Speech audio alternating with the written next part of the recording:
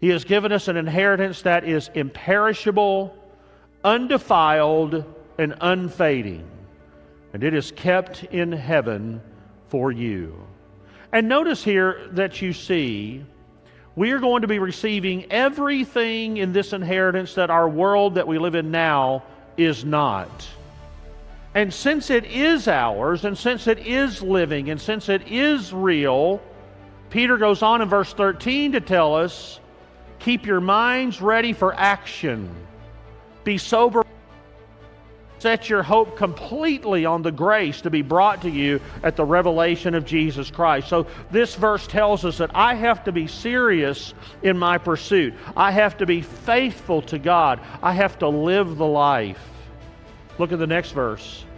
Don't be conformed to the desires of your former ignorance, but as the one who called you is holy, you also are to be holy in all your conduct. For it is written, be holy, for I am holy. So these verses teach us that this is the standard. This is the expectation. And I know we often fall short of that because the lure of this world is real. We live in the world. The world is trying to influence us day after day. Temptation is a thing.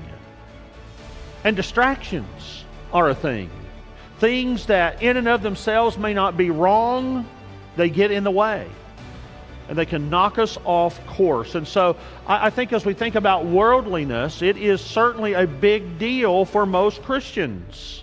But yet the call on page after page after page in the Word of God is for us not to be worldly. Because the danger is as we get tied up in all the things that are going on here, all of the urgent things that have to be met because we are living where we live right now. Needs are there. Things have to happen. And so what happens is we can, if we're not careful, relegate the spiritual to secondary status. People get tied up with money and things and fun and cars and politics and sports, just to name a few. And if you look at those things, I could just talk about politics and sports for just a moment. But you know what's interesting to me is there's a whole segment in our culture that just gulps that stuff up. They just swallow it, hook, line, and sinker. They are into that. It has consumed them. And that's just one thing.